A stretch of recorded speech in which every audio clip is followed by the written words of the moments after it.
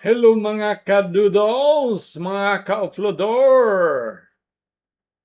Kumustamos mi amigos, mi amigas?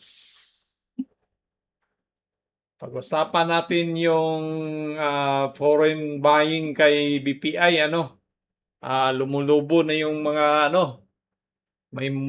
lumulubo na yung bumibili ni BPI ng mga foreigners. Ibig sabihin nito, may parating na mangyayari kay BPI.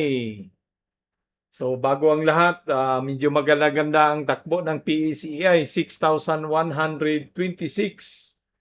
at 1.51% nag-close siya, no? So property and minings ang pulahan. So maraming blue chip na naman nag-green grass of home. Sana tuloy-tuloy na yung pag-green grass. At balik tayo sa 7,000 para mabuhay naman tayo.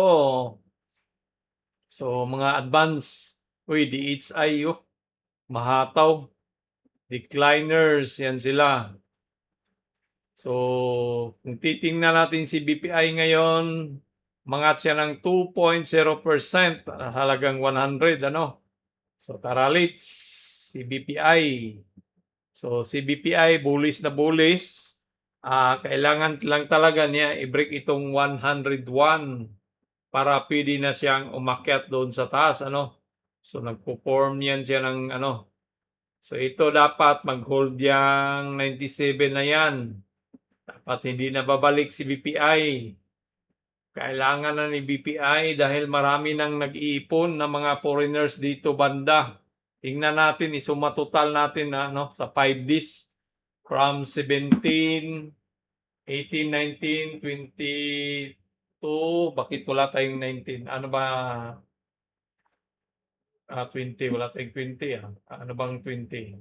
Sabado pala yung 20, wala palang trading. Okay, so tama lang.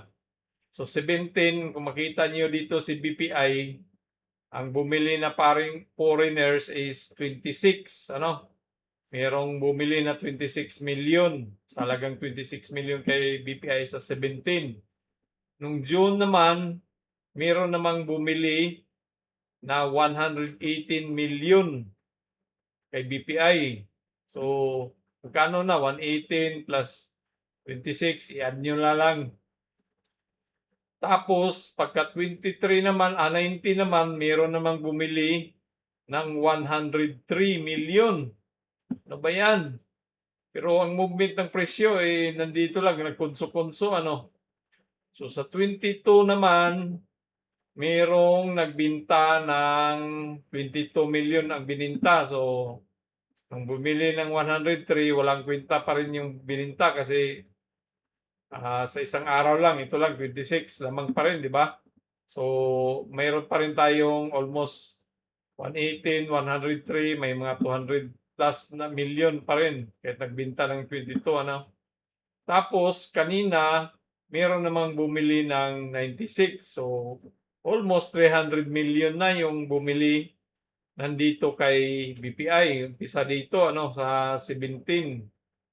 17, wala tayong nakuhang 16. So, wala ba tayong 16 dito? So, wala tayong 16. Ano ba 16?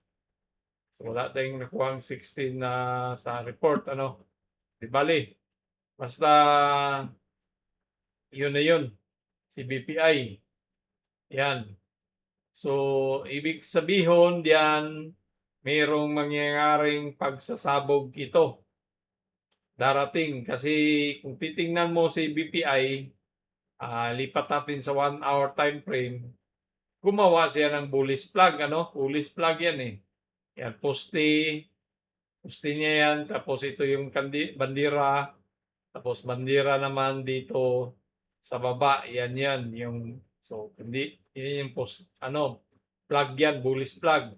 So, target price niyan dito, kung mabasag na niya yan, itong poste, So, ilipat natin yung poste. Yan, doon yan patungo sa taas. So, ibig sabihin, pag na-break na niya itong 101, pwede na siya sa 110 base sa bullish flag pattern, So, isa na maraming nag-ipon na mga foreigner nagbobudiga, mayroong mangyayaring ano 'yan, mangyayaring pagsabog nito. Bulis na bulis plug, oh. Baka bukas 'pag magbukas 'to, hahataw na. So, babalik na dito sa ating trend line, ano.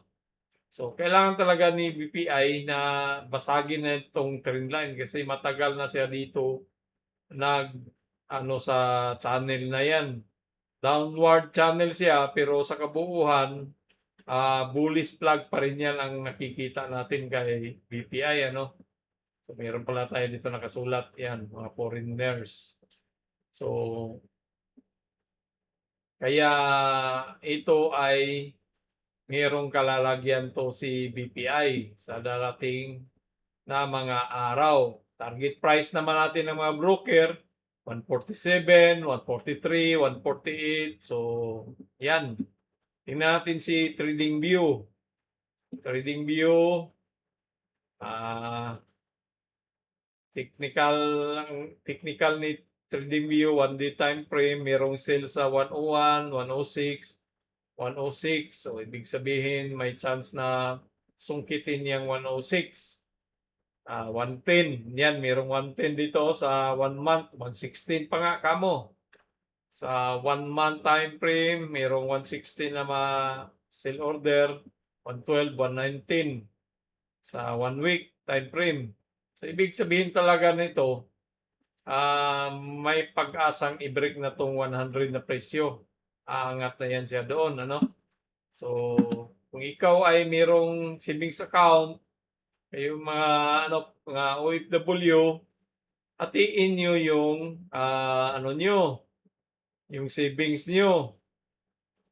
So, imbis na 10,000 kada buwan ang i-deposit nyo sa savings, hatiin nyo ng 5,000. 5,000 savings, 5,000 dito sa stock. Kasi mas malaki ang kikitain mo dito kasi may dividends na binibigay, eh.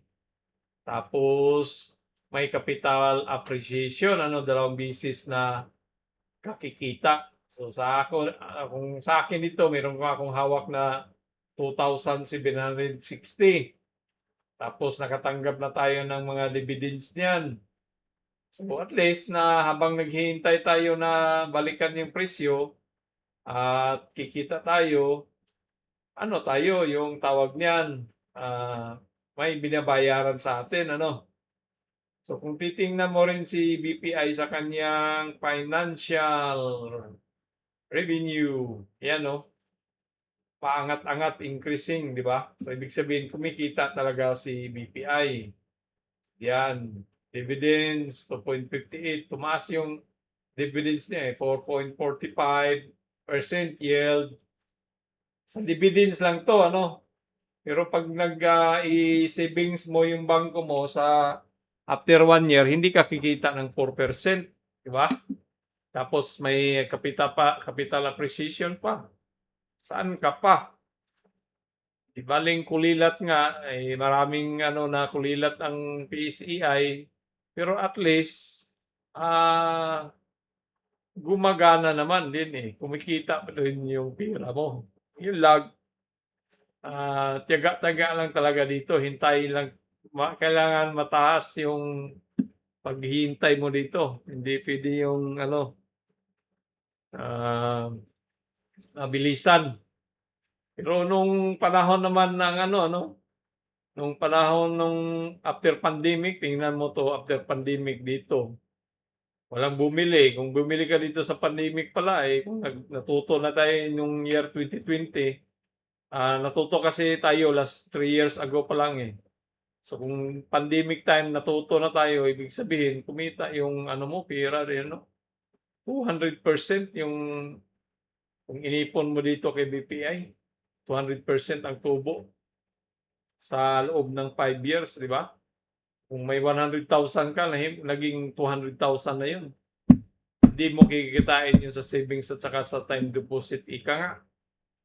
So, hanggang dito lang tayo para pinapahaba lang, para maabot ng Huwag kalimutan mag-subscribe sa ating channel, Offloador sa Pinas Market. At kung Sa US market naman, meron din tayong Doodle Goose to US market. Ano, subscribe lang. English di Carabao lang yan, pero mga pinistock to. So, hindi pwede pang, ano to, pang day time frame lang. So, yung umangat ngayon na ano, medyo mahina ngayon. Ito lang, 100% FCUB. Kaso lang, yun, mataw. So, kung nakabili ka dito sa ano, baba, yan, may 178% na yung nung ano to isang araw yata yan. Dito, yan umpisa. So, tiba-tiba yung nakabili dito sa baba. Hindi tayo ano nito hindi ako nakapasok eh. Mabilis kasi dito nung nag-ano sana papasok na dito sana. Wala humataw na lumipad. Hindi ko na nahabol. Dito naman ako pumasok late na. Wala, bumagsak na hit yung stop loss ko. Mapipayda. So, itong isa, is ibang ko kung saan yan patungo. Hindi ko pala natapos. Tapos na tayo sa BPI, akala ko. So, maraming salamat. Adios mi amigos, mi amigas, babus.